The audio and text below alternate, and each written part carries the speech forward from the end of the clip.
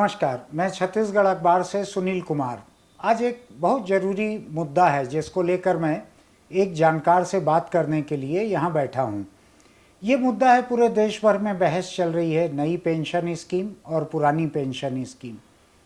कई राज्य ऐसे हैं जिन्होंने ये घोषणा की है कि वो अपने कर्मचारियों को उनकी मांग के मुताबिक ओल्ड पेंशन स्कीम देंगे। ऐसा माना जाता है कि ओल्ड पेंशन स्कीम कर्मचारियों के लिए ज़्यादा फ़ायदे की है, उनको रिटायरमेंट के समय पेंशन में उससे फ़ायदा होगा। और शायद इसीलिए अटल बिहारी की सरकार ने, मनमोहन सिंह की सरकार ने लगातार कोशिश करके एक नई पेंशन स्कीम लागू की, जिससे सरकार के ऊपर बोझ घटे। और उससे ये तो ज़रूर है कि अगर बोझ घट रहा है सरकार के ऊपर से, तो कर्मचारियों का कुछ नफ़ा उसमें घटेगा। तो ऐसा हुआ और ये एक बड़ा मुद्दा बना हुआ है देश में, राजनीतिक मुद्दा। केंद्र की मोदी सरकार लगातार ये कह रही है कि राज्यों को ओल्ड पेंशन स्कीम पर नहीं जाना चाहिए, इस खर्च को कोई नहीं उठा पाएंगे, ये खतरनाक रहेगा। देश के कई अर्थशास्त्री भी ऐसा कह रहे हैं, लेकिन देश के बहुत से अर्थशास्त्री तो नहीं कहूँगा मैं, लेकिन जो ट्रेड यूनियन के नेता हैं और कुछ एक अर्थशास्त्री, वो ये कहते हैं कि सरकार दूसरी जगह से पैसे का जुगाड़ कर सकती है, कमाई के दूसरे रास्ते निकाल सकती है और सरकार को अपने कर्मचारियों को पुरानी पेंशन स्कीम से पेंशन देना चाहिए, जिसमें उनको कुछ ज़्यादा रकम मिलेगी। मैं नहीं जानता हूँ इन बातों को, मैं इन बातों को समझने के लिए हमने आज आमंत्रित किया है छत्तीसगढ़ वित्त आयोग के अध्यक्ष रह चुके वीरेंद्र पांडे जी को। नमस्कार वीरेंद्र भाई, आपका बहुत स्वागत है इस कार्यक्रम में। और आपके माध्यम से हम लोगों को ये समझने मिलेगा कि ये ओल्ड पेंशन स्कीम और न्यू पेंशन स्कीम ये किस तरह से किसी प्रदेश की, देश की अर्थव्यवस्था को प्रभावित करती है, क्या होना चाहिए। मैं आप ही से रिक्वेस्ट करूंगा कि आप ये समझाएं ज़रा कि ये पेंशन की सोच क्या है, कर्मचारियों को नई पेंशन योजना से मिलना चाहिए, पुरानी पेंशन योजना से मिलना चाहिए, क्या होना चाहिए? सुनील जी, पेंशन की अवधारणा एक अच्छी अवधारणा है, लेकिन उसकी सीमा क्या हो, ये सबसे महत्वपूर्ण बात है। जैसे मैं पूर्व विधायक हूँ, छत्तीसगढ़ में बनने के बाद 2008 में पूर्व विधायकों की पेंशन तय हुई। अब पूर्व विधायक के लिए ज़रूरी नहीं कि वो अपना पूरा कार्यकाल पूरा किया हो, पहले भी विधानसभा भंग हो सकती है। कई बार ऐसा होता है कि कोई आदमी एक चुन जाता है, उसके बाद किसी दूसरे को मुख्यमंत्री बनाना होता है, उसे इस्तीफा दिलवा देते हैं। 4 दिन रहता है, 4 महीने रहता है, लेकिन उसको भी पेंशन की पात्रता हो जाती है। मतलब एक दिन के लिए विधायक है तो पेंशन की पात्रता हो जाती है। अर्जुन सिंह एक कार्यकाल में एक ही दिन थे, हाँ, तो उनको पेंशन, उसके बाद राज्यपाल बना के भेज दिया गया, तो उस कार्यकाल की पेंशन की पात्रता है उनको, हो जाएगी उनको। अच्छा, मतलब उसके लिए अब कोई लोकसभा में तो अभी भी है शायद कि कम से कम 4 साल होना चाहिए, लेकिन विधानसभाओं में, अलग अलग विधानसभाओं में अलग अलग नियम है। यहाँ के नियम में बता रहा हूँ कि एक दिन के लिए भी आप हो तो आप पात्र हो जाते हैं। अच्छा। आपके नाम से हमने पूर्व विधायक लिखा जाना चाहिए। तो राज्य बना 2000 में, 2008 में छत्तीसगढ़ में पेंशन शुरू हुई विधायकों की, पूर्व विधायकों की। शुरुआत में 16,000 रुपये मिलते थे। तो 2015 में 7 साल के बाद ये पेंशन बढ़कर के हो गई 35,000 रुपये। ये 16,000 कब तक मिलते थे? 8 से लेके 15 तक। 8 से 15 तक 16,000। 7 साल, हाँ 7 साल 15,000 मिलते थे, 16,000 मिलते थे 7 साल। और 2015 में इस पेंशन को एकदम से बढ़ा के 35,000 कर दिया गया। 16 से 35 मतलब पेंशन 2 हिस्सों में मिलती थी। एक पेंशन होता था और 15,000 रुपया उसमें वो होता है, 35,000 रुपया पेंशन और 15,000 रुपया चिकित्सा भत्ता। मतलब लेकिन हमको तो 50,000 मिलते थे ना। 2008 से 16,000, 2015 में 35,000, 2020 में 50,000। 2020 में 50,000 हो गया वो। और अब इस विधानसभा सत्र में उसको बढ़ा करके एक बार का विधायक जो होगा उसको 98,300 रुपया, उसका अलग अलग विभाजन है कि इतनी पेंशन होगी, इतना टेलीफोन का भत्ता होगा, इतना सब, लेकिन हमारे हाथ में 98,300 रुपये आएंगे। मतलब 2008 से 2023 तक मतलब 15 वर्षों में ये 6 गुने से ज़्यादा बढ़ गई। 16 से ये 98 हो गया। 16 छक्के 96 और 98 300 मिल रही है।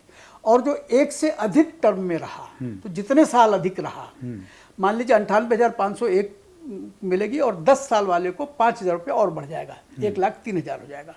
15 साल वाले को 1,08,000 हो जाएगा, उससे वाले को और बढ़ता चला जाएगा। अच्छा, हर साल का 1,000 रुपये बढ़ जाएगा। अच्छा, मान लो कोई 20 साल रहा तो 15,000 रुपये बढ़ जाएंगे, 25 साल रहा तो 20,000 रुपये बढ़ जाएंगे और 98,000 में जुड़ जाएंगे वो।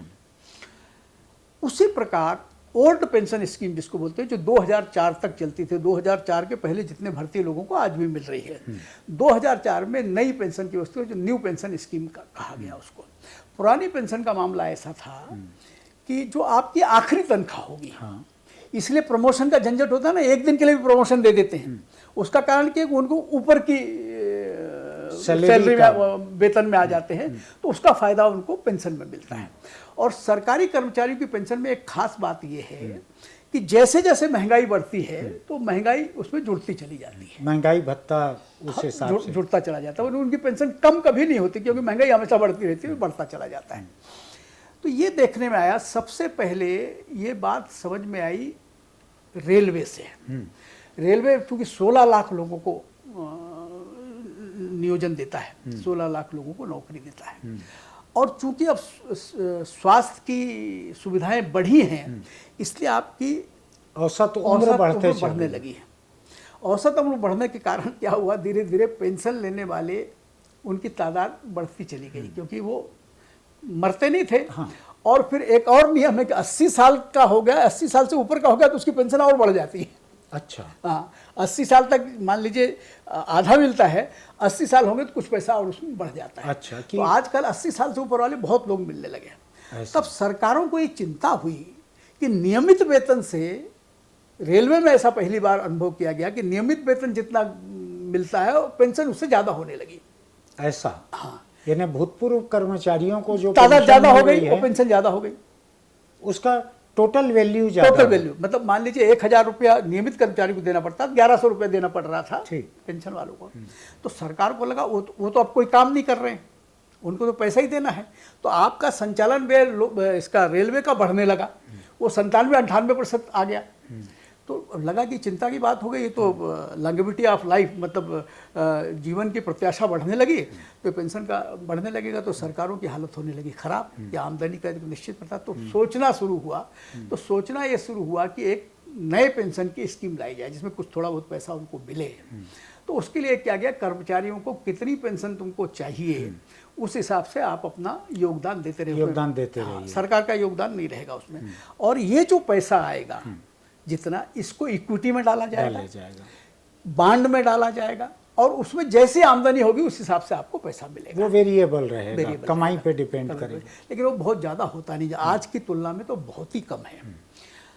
अब सरकारी कर्मचारियों, अच्छा 2004 में किसी राज्य सरकार ने इसका विरोध नहीं किया, ऐसा, क्योंकि सभी राज्य सरकारों के सामने संकट था, आमदनी कम है, खर्चे ज़्यादा हो रहे हैं। कांग्रेस की भी थी, कम्युनिस्ट की भी थी, सारी सरकारें थी, किसी सरकार ने क्या, सबको लगा कि नहीं भाई ये तो बहुत अच्छा हो जाएगा हमारे लिए, हमारे खजाने से जो पैसा जा रहा है वो बचेगा। अब जो 6 राज्यों में जहाँ जहाँ चुनाव हुए उस समय घोषणाएं हुई हैं, जिसमें छत्तीसगढ़ भी है, राजस्थान भी है, पंजाब भी है, हिमाचल भी है, और अब कर्नाटक हो गया। तो ये सब कोई मन से नहीं कर रहा है, उनको लगता है कि इससे कर्मचारियों के बड़े वर्ग का वोट हमारे हाथ में आ जाएगा, कर्मचारी और उनके परिवार का। तो ये वोटों का गणित है, जो स्वाभाविक रूप से जो सोचता है कि आमदनी के हिसाब से, सरकारी खजाने के हिसाब से, तो ये उचित नहीं है। मैं ये पेंशन की व्यवस्था थोड़ा सा समझना चाह रहा हूँ, जो 2004 का जो आपने बतलाया कि 2004 के पहले जो अपॉइंट हो चुके थे, जो दाखिल हो चुके थे, उनका तो वही चल रहा था, उनका पुरानी पेंशन स्कीम ही चल रही है। 2004 के बाद वालों का है, उनको नहीं बदला गया, उनको नहीं बदला गया। अभी 2004 के बाद वाले हैं सब। जो बदला गया है 2004 के बाद की भर्ती, हाँ, यानी पिछले 19 साल 20 साल की जो भर्ती है, उन्हीं को, इनका मुद्दा है आज। हाँ, उन्हीं का मुद्दा, उनका नहीं, उनको तो मिल ही रहा है, उनका कुछ नहीं है मुद्दा। नहीं, उनका तो उसी में भर्ती हुई थी, उनके सेवा शर्तों में लागू है, तो वो सेवा शर्तों में कोई फेरबदल नहीं, कोई फेरबदल नहीं हुआ। 2004 से नई सेवा शर्तें बना ली गई। जो नए भर्ती हुए, अब ये जो हो रहा है नए के लिए कर रहे हैं, तो अभी जो हो रहा है ये सरकार खुद होके घोषणा कर रही हाँ, है, ये 2004 के बाद वालों ये उनकी सेवा शर्त का हक नहीं है, नहीं, सेवा शर्तों में वो नहीं है, उनकी मांग है। मांग है, उस मांग और को इन्होंने सरकार माना। और सरकार उस मांग को मानकर ये घोषणा कर रही है कि हम ओल्ड पेंशन स्कीम लागू करेंगे। हाँ, इसीलिए जो बात आ रही है ना, इनके पैसा जमा है, हाँ। वो नेशनल पेंशन स्कीम में, हाँ। वो 17,000 करोड़ के आसपास जमा है छत्तीसगढ़ का।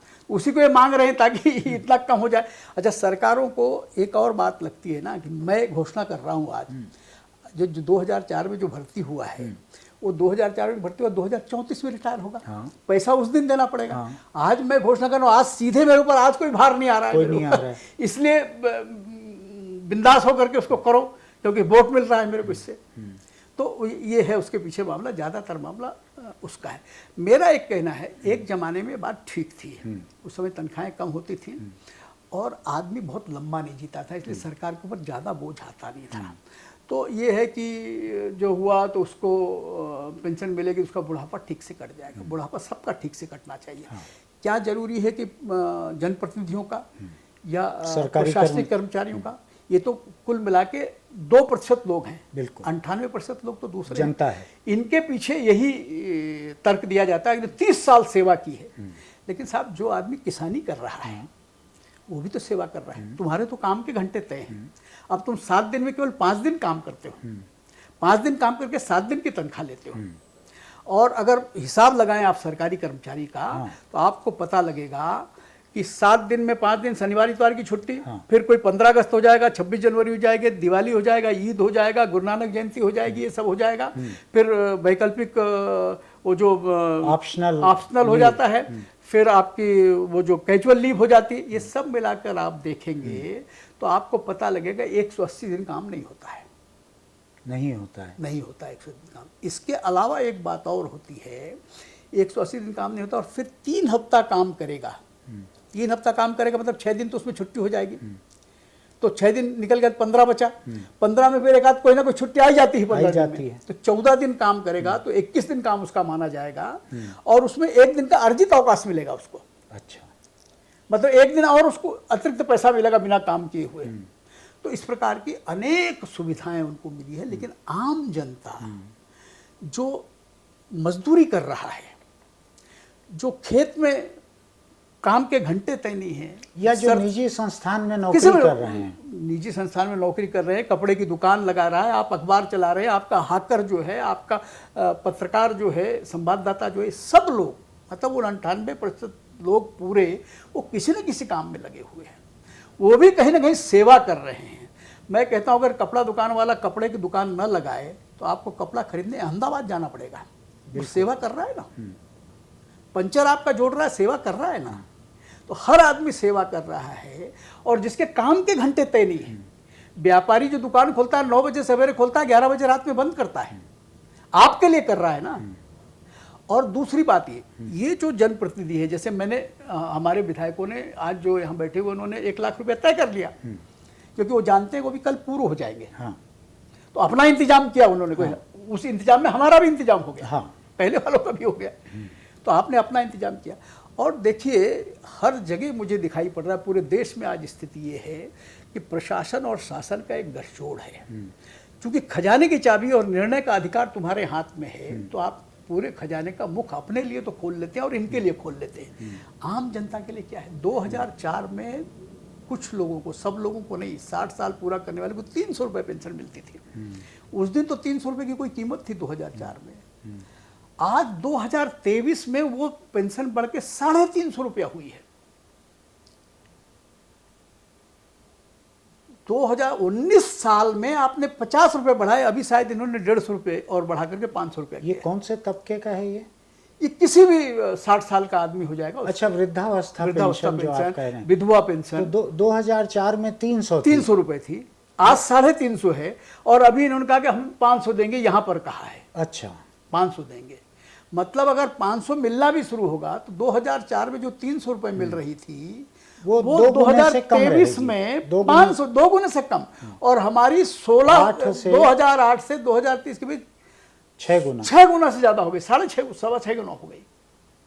तो ये इसको आप नैतिक बेईमानी नहीं कहोगे? बिल्कुल बेईमान है। मुझसे कुछ लोग पूछते हैं भाई आप इतनी बात करते हो तो आप छोड़ क्यों नहीं देते? मैंने कहा 2 कारणों से नहीं छोड़ता हूँ।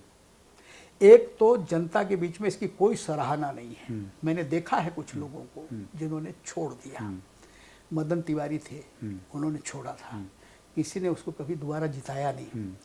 मैंने कहा मैं इस पैसे का एक उपयोग करता हूँ। अभी जो मैं रथ यात्रा लेके निकला हूँ उसमें यही बात बताने जाता हूँ, ये अन्याय है, ये जनता के बीच में ये भेद पैदा कर रहा है। और ये इनको निर्णय का अधिकार कहाँ से मिला? जनता से मिला ना। जनता ने उनको ताकत दी, उनको विधायक बनाया, उन्होंने मुख्यमंत्री चुना, उन्होंने प्रधानमंत्री चुना, फिर प्रधानमंत्री ने कमिश्नर बनाया, कलेक्टर बनाया, थानेदार बनाया, फलाना बनाया। तो हमारी ताकत से बने, जनता की ताकत से बने, और जनता ही इसका पैसा देती है। और जनता के लिए पेंशन नहीं है, तुम्हारे लिए पेंशन है। मतलब हम पैसा भी दे रहे हैं, हमारी ताकत से तुम ये कर रहे हो। आपका ये कहना है इन्होंने अपने लिए जो 6 गुना किया वो तो जनता के खजाने से आ ही रहा है। आपने वो खजाना जनता भर रही है, आपने उसी खजाने से हाथ डाल के मुट्ठी भर के निकाला, अपने जेब में डाल दिया। ये एक हुआ। हाँ। लेकिन ये 90 विधायक हैं। हाँ। और 200-300 भूतपूर्व विधायक होंगे। हाँ, 1000-1100 ये सीमित है संख्या एक। लेकिन कर्मचारी जो लाखों में है, जो 2% हैं आबादी के, ऐसा आपका कहना है। हाँ। ये बतलाइए मुझको कि इन 2% आबादी के लिए ये जो नया खर्च सरकार सोच रही है, जो सेवा शर्तों में नहीं था लेकिन सरकार की घोषणा में है कि हम ओल्ड पेंशन स्कीम से आपको भी देंगे, 2004 से बाद वालों को, ये बोझ जो है जितना भी आएगा सरकार के ऊपर, ये 98% बाकी जनता का जो हक है उसी में से आएगा। उसी जनता के दिए हुए पैसे में से लेंगे, और जब कम पड़ेगा फिर इनसे नोचेंगे, फिर इनसे लेंगे।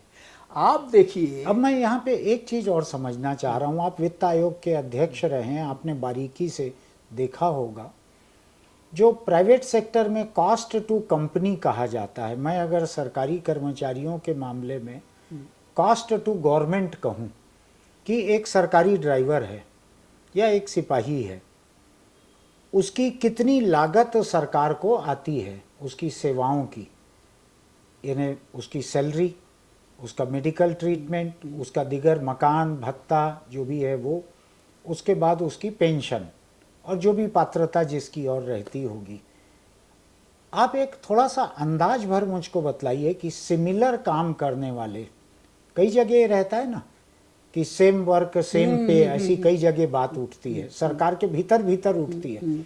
सरकार के भीतर कर्मचारियों का तबका कई जगह ये बात उठाता है कि सेम वर्क सेम पे मिलना चाहिए, कि हम म्यूनिसिपल में हैं तो हमको कम तनख्वाह मिलती है, यही काम हम अगर स्टेट गवर्नमेंट में करते तो ज़्यादा मिलती।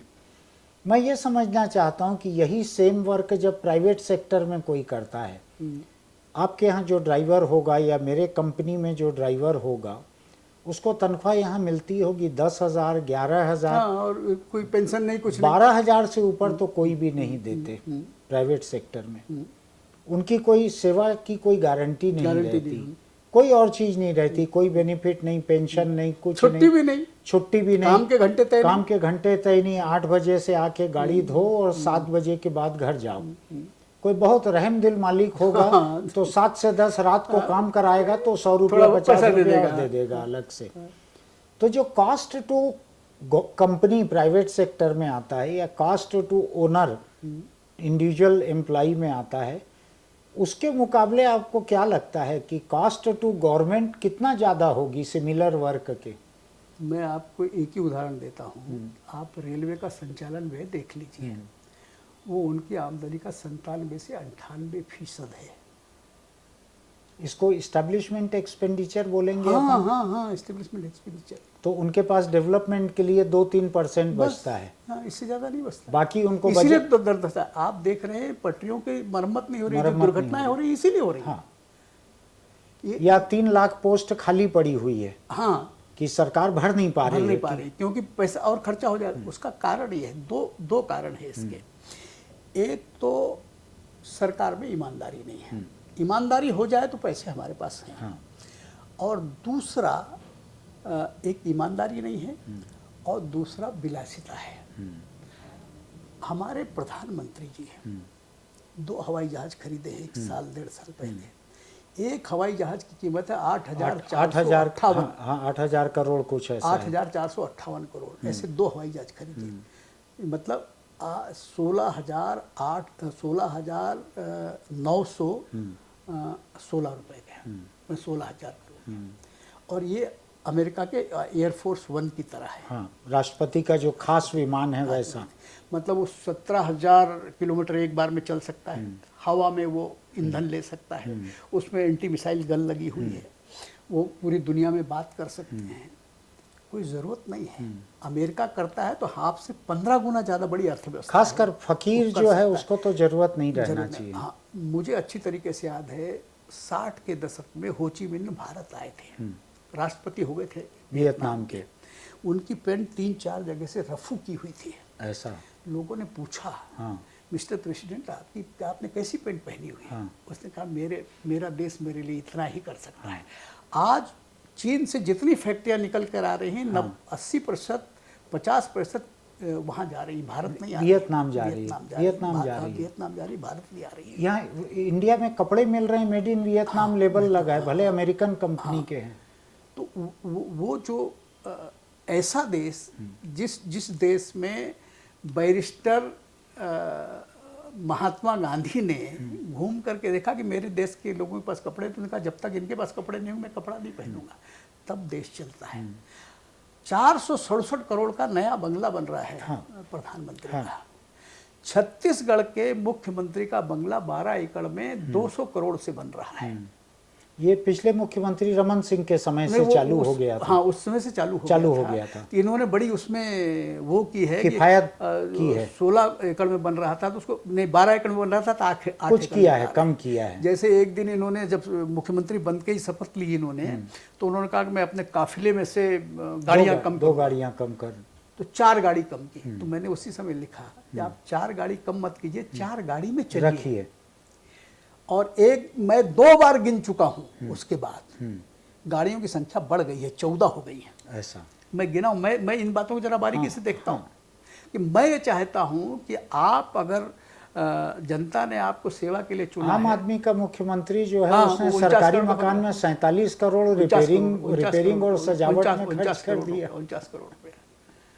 तो मेरा ये कहना है कि आपको चाणक्य की तरह रहना चाहिए कि जो सरकारी काम करता था तो उतनी देर दिया सरकारी जलता था और निजी काम के समय अपना दिया जला लेता था। मैंने किया सुनील जी, मैं गर्व नहीं करता हूँ। मैं वित्त आयोग का जब अध्यक्ष था तो मेरा खेत नरदहा में था, तो मैं सरकारी काम से आ करके मोटरसाइकिल उठा के नरदहा जाता था, रोज जाता था खेत में, बरसात में भी जाता था, ठंड में भी जाता था, मोटरसाइकिल में जाता था क्योंकि मेरे पास मोटरसाइकिल थी। और जबकि गाड़ी आपको निजी उपयोग के लिए भी मिली हुई थी। उसमें तय था कि आप इतना पेट्रोल, 250 लीटर पेट्रोल डीजल जो भी है वो पात्रता है। मैं कभी उतना खर्च नहीं किया, उससे कम ही खर्च किया मैंने। और मेरे घर का कोई आदमी उस गाड़ी में कभी बैठ के नहीं गया, केवल अपवाद स्वरूप अगर मैं इस रास्ते पर जा रहा हूँ, रास्ते में कहीं छोड़ना है तो वहां तक। मतलब मेरे घर का आदमी कोई गाड़ी लेकर नहीं गया। मेरे पास टेलीफोन था, टेलीफोन में कभी उतना बिल नहीं आया, मेरा अलग एक टेलीफोन था। तो मैं चाहता हूं कि ऐसी नैतिकता होनी ही चाहिए। मैं आज कहता हूं ना, आप बंद करिए पेंशन, हमको पेंशन की जरूरत नहीं है, सेवा का क्षेत्र है, इसमें पेंशन और इतनी पेंशन कम से कम। मैंने अभी बीच में हमारी रथ यात्रा पहुंची थी कोरबा और उस दिन हमको जय सिंह अग्रवाल जी मिल गए। तो मैंने उनको कहा यार तुमने इतना पेंशन क्यों कर दिया? अरे महाराज क्या होता है, होना चाहिए। बोले, उन्होंने को उदाहरण दिया, कौन सा विधायक, मेरे पास पूर्व विधायक आया था, उसके पास खाने के लिए पैसा नहीं था, तो मैंने उसको खिलाया भी और उनको मैंने कहा कि आप गाड़ी का टिकट दिया। मैंने कहा 50,000 रुपये मिलते हैं, फिर क्यों कम हुआ उसके पास? मैंने कहा बक्सो भाई, हम तय करने वाले हैं, इसलिए हम लूट लेंगे क्या जनता? मुझको ध्यान है वीरेंद्र भाई, जब लाल बहादुर शास्त्री गुजरे तो शायद एक फिएट कार थी उनके पास निजी, बैंक का 5,000 रुपये का कुछ कर्ज बाकी था उसके ऊपर। वो कर्ज पटा नहीं था उस समय तक, बाद में किसी तरह से वो कर्ज पटा था। कितने ऊंचे लोग थे, मुझे उनका और भी उदाहरण याद है। गृह मंत्री थे, तो दिल्ली में गर्मी पड़ रही तो उस समय एसी का कॉन्सेप्ट नहीं था। तो पीडब्ल्यूडी वाले आए कि गृह मंत्री के यहाँ हम कूलर लगा लेते हैं। अच्छा। तो ललिता शास्त्री को बच्चे बड़े खुश हुए। ये हमारे यहाँ कूलर लगे, गर्मी अच्छी बीत जाएंगी। तो उन्होंने कहा जरा अपने पिताजी से पूछ लो। तो कहीं बाहर दौरे पर थे, तो उस समय टेलीफोन भी मुश्किल से मिलता, लेकिन गृह मंत्री का तो टेलीफोन मिल गया। तो उन्होंने कहा पिताजी कूलर लगवाने आए, लगवा ले क्या? बोले बेटा मत लगवाओ, आदत पड़ जाएगी। तो जब तक हम गृह मंत्री हैं तब तक तो ठीक है, लेकिन जब नहीं रहेंगे तब कहाँ से लगेंगे? क्या लोग थे ये लोग थे, ये लोग थे, तब भारत यहाँ तक पहुँचा। ठीक कह रहे हैं आप। तो मेरा ये कहना है कि कर्मचारी को पेंशन मिलना चाहिए, लेकिन इतनी नहीं मिलना चाहिए। विधायकों को एक तो मिलना ही नहीं चाहिए। मेरा ये कहना है कि सेवा का क्षेत्र है, और इसमें होड़ इसीलिए है कि पैसा फेंकते हैं, अपराध करते हैं, क्योंकि बहुत प्रकार की सुविधाएं हैं। अब हमको साल भर में 12 लाख रुपया मिलेगा, 5 लाख रुपया साल का यात्रा मिलेगी। तो होड़ लगती है कि जीवन भर के लिए होगा ये। इसलिए लगो कैसा भी करो, किसी को धक्का दो, किसी को कुछ करो, पैसे खर्च करो, ये सब करो। जिस दिन ये सारी व्यवस्थाएं खत्म हो जाएंगी। दीनदयाल जी उपाध्याय ने एक बात कही थी, राजनीति में दो, मतलब देश में 2 प्रकार के लोग होंगे। एक वो लोग होंगे जो सेवा करेंगे, त्याग करेंगे, उनका पुरस्कार होगा सम्मान, धन नहीं होगा। और दूसरे लोग वो होंगे जो भौतिक जीवन को चुनेंगे, व्यापार करें, कुछ भी करें, और फिर जितना खर्च करना चाहे खर्च करेंगे, उनको सम्मान नहीं मिलेगा, समाज उनको सम्मान नहीं देगा, सम्मान त्याग करने वाले को देगा। तो ये राजनीति उन लोगों के लिए होनी चाहिए जो त्याग करें। मैं ये समझना चाह रहा था कि गवर्नमेंट सेक्टर में जो काम करते हैं, अगर सिमिलर काम कोई, उसी किस्म का काम कोई प्राइवेट सेक्टर में करे, और जितना दिन आपने बताया कि 180 दिन से अधिक काम नहीं होता है सरकारी कर्मचारी अधिकारी का, अगर उतने दिन ही कोई प्राइवेट सेक्टर में काम करे, तो दोनों के टोटल लागत जो है निजी संस्थान की, मालिक की या सरकार की, इसमें कितना फर्क होता होगा? देखिए, इसमें फर्क आधे से ज़्यादा का फर्क है। आधे से ज़्यादा है? हाँ बिल्कुल, क्योंकि उनकी, मैं लखीराम की एक बात बताता हूँ मैं आपको। लखीराम अग्रवाल तो पैसे वाले आदमी थे। कार उनके लिए कोई मायने नहीं रखती थी। बोले जब हम तेंदुपत्ते का काम करते थे, तब हमको कहीं जाना होता था तो हम कार लेके नहीं जाते थे, हम रिक्शा में बैठ के चले जाते थे, ताकि वो कास्ट कम, लागत कम हो जाए। अच्छा। एक तो पार्टनरशिप में रहता था। बोले हम कार ले जा सकते थे, लेकिन नहीं ले जाते थे क्योंकि लागत बढ़ जाएगी।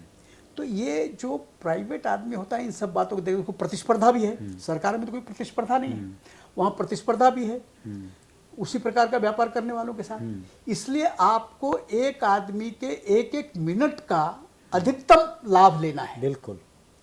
तो वो इस बात की कोशिश करता है कि भाई कैसे लागत को कम किया जा सकता है, आदमी का आउटपुट कितना ज़्यादा लिया जा सकता है। वो सरकार में कुछ नहीं है। सरकार में नहीं है वो जवाबदेही, अकाउंटेबिलिटी, वो नहीं है। अब इसीलिए सरकारी मतलब सरकारी अस्पताल में काम करने वाला व्यक्ति और सरकारी स्कूल में काम करने वाला मास्टर अपने बेटे को सरकारी स्कूल में नहीं पढ़ाता और सरकारी उसमें इलाज नहीं कराते। वो जानता है अपने बारे में, क्योंकि आप कभी भी चले जाओ, आमतौर पे देखो कुछ ही कर्मचारी ऐसे होते हैं जो पूरी समर्पण से काम करते हैं, क्योंकि उनकी प्रकृति में काम करना होता है। नहीं तो आप 11 बजे दफ्तर लगता है, 11:30 बजे चले जाओ। सरकार का अपना कल्चर ऐसे लोगों का मनोबल तोड़ने का है कि जो समर्पित होकर काम करें। बिल्कुल तोड़ते हैं, बिल्कुल तोड़ते हैं।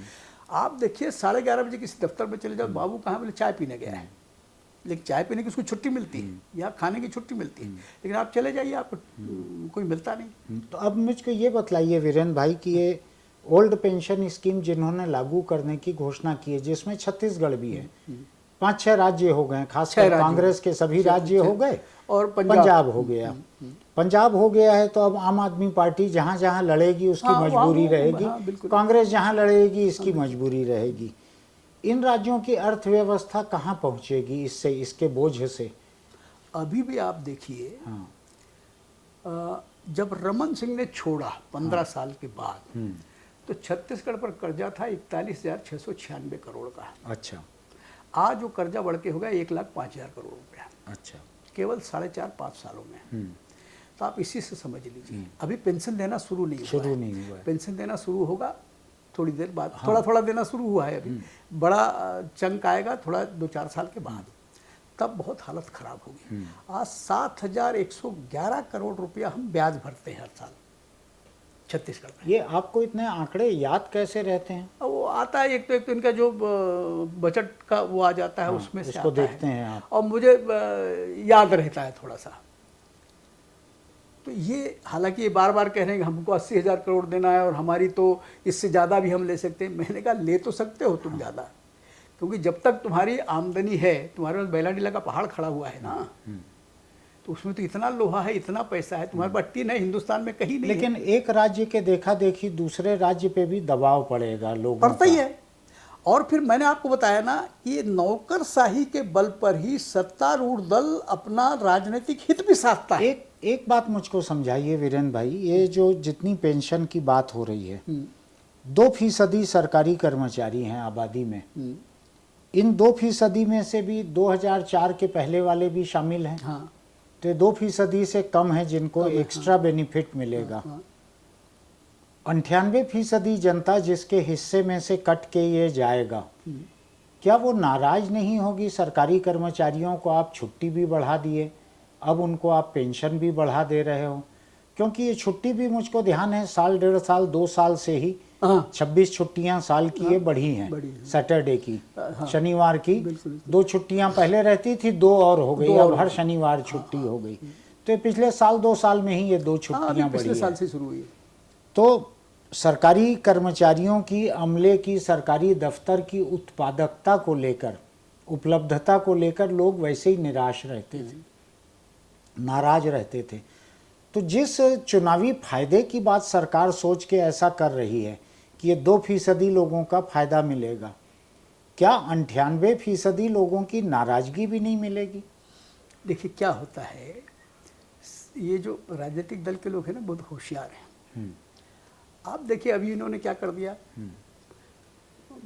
कांग्रेस भाजपा से जनता क्यों नाराज हुई? क्योंकि उन्होंने 300 रुपये का बोनस देना तय किया था और दिल्ली ने अड़ंगा डलाया तो उसने नहीं दिया। इन्होंने कहा कि हम बोनस देंगे, 2500 रुपये में खरीदेंगे। तो आदमी को तत्काल जो लाभ दिखता है, उसको ये समझ में नहीं आता कि ये बोझ उसके ऊपर ही आना है। एक आदमी गधे पर जा रहा था, अच्छा, गधे पर बैठा हुआ था और सर पे पोटलियां रखा हुआ था।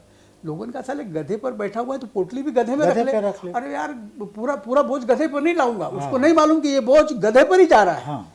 तो जिसको लग रहा है कि मेरा 2800 रुपये में खरीदेगा धान, 20 कुंटल खरीदेगा, तो कल तेरे से ही उसूलेगा और उसूलना शुरू हो गया है। ये जो गोधन योजना है, ये फ्लॉप योजना है।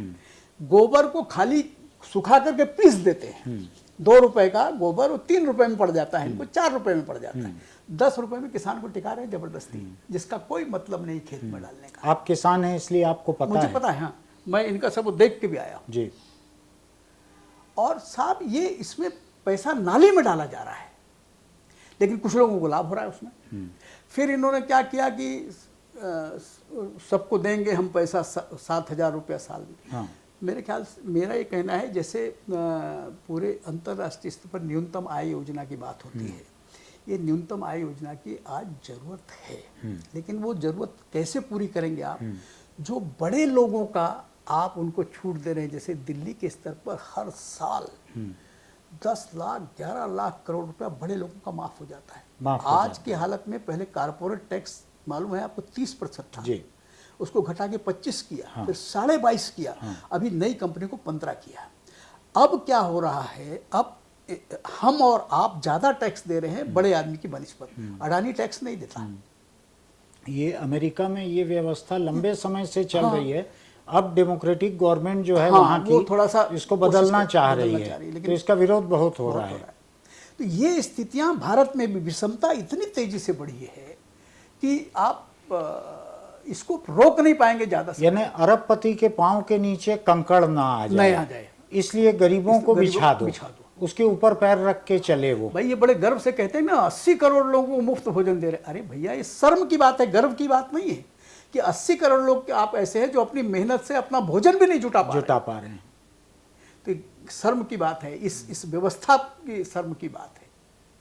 बहुत ही अच्छा कहा वीरेंद्र भाई आपने, और बड़ी दिलचस्पी की बातें हुई। बहुत सारे और मुद्दे हैं, लेकिन आज हम इस बातचीत को, ये पेंशन और उससे जुड़े हुए जो मुद्दे हैं जो आपने विधायकों का जोड़ा, ये मुझको भी नहीं मालूम था कि ये 2008 से लेकर 2023 के बीच में 6 गुना हो गया है, ऐसा ही कहना है ना हाँ, आपका? 6 मैं गलत तो नहीं 6 समझा? गुना, 16 छक्के 96 और 2300 और और ज्यादा, वो और 10 साल वालों को और ज्यादा। यानी वो पुरौनी है या दान के साथ भुर्सी दक्षिणा है, उस दक्षिणा के तरह साथ का? भुर्सी दक्षिणा। ऐसा और साहब यहाँ तो थोड़ा कम है। पंजाब में प्रकाश सिंह बादल को कितना पैसा मिलता था मालूम है? हाँ हर साल का 75,000 रुपये बढ़ जाता था हर टर्म का, 7 लाख रुपया पेंशन मिलती थी। कई बार के विधायक कई भी बार थे के वो, विधायक थे। इसलिए 7 लाख नहीं, यहाँ भी कई बार का विधायक भी हो जाएगा तो यहाँ तक नहीं जाएगा ये। उनके यहाँ क्या था कि हर साल का 75,000 रुपया और बढ़ जाता था। हाँ हाँ यहाँ 1,000 बढ़ रहा है ना, तो उसका 5 साल का 75,000 बढ़ जाता था। वो 8-9 बार का था तो 7 लाख रुपए पेंशन मिलती थी। हमारे यहाँ राम पुकार सिंह और ब्रिजमोहन अच्छा, एक और गड़बड़ है। हाँ। एक और गड़बड़ है, ये आपको बताना भूल गया मैं। हाँ अगर मैं सरकारी कर्मचारी था, हाँ रिटायर हुआ, हाँ उसके बाद विधायक बना, उसके बाद सांसद बना, हाँ ठीक है, अच्छा और मैं मान लो स्वतंत्रता संग्राम सेनानी भी रहा, हाँ तो मेरे को कर्मचारी वाली पेंशन मिलेगी, वो मिलेगी, विधायक वाली मिलेगी, सांसद की मिलेगी, फ्रीडम और फाइटर। फ्रीडम फाइटर की मिलेगी। रेशमलाल जांगड़े थे तो फ्रीडम फाइटर की भी लेते थे, विधायक की भी लेते थे, सांसद की भी लेते थे। ऐसा तो ये क्यों होना चाहिए भाई? इसको क्यों नहीं रोका जा सकता? केवल एक पेंशन लेंगे, आप तय करिए कौन सी पेंशन लेंगे। मतलब आपके पास है खजाने की चाबी तो आप कुछ भी करेंगे। आम जनता आपके सरोकार में नहीं है। बहुत अन्याय है जी जी और अनैतिक है।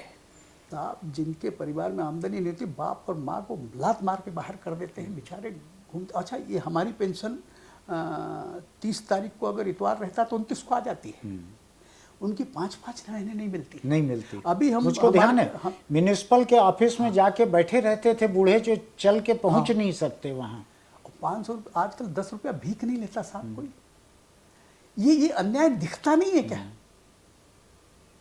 मतलब दर्द होता है। ये संगठित तबका नहीं है, ये लोग संगठित हड़ताल तबका नहीं कर सकते। संगठित तबका नहीं है। यानी वृद्धावस्था पेंशनधारी हड़ताल नहीं हो सकती कभी भी। इसलिए वीरेंद्र भाई, आपसे बातचीत के लिए बहुत बहुत धन्यवाद। आपने इतना समय निकाला और हम फिर कुछ मुद्दों को लेकर बात करेंगे। तब तक के लिए आपका बहुत आभार। आप लोगों ने पेंशन के मुद्दे पर, हमने बातचीत तो सरकारी कर्मचारियों के पेंशन पर करना तय किया था, लेकिन वीरेंद्र पांडे जी भूतपूर्व विधायक हैं, वित्त आयोग के अध्यक्ष रह चुके हैं। उसी नाते मैंने इनको आमंत्रित किया था कि वित्त आयोग के अध्यक्ष रहते इनकी जानकारी बहुत है।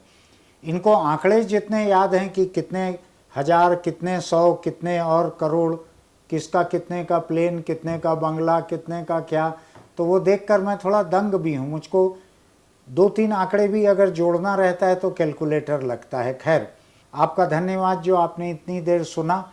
हम किसी विषय को लेकर आपके बीच आते रहेंगे। आपको ये अच्छा लगता है तो इसको सब्सक्राइब कीजिए, नोटिफिकेशन की बटन दबाइए। फिर मिलते हैं।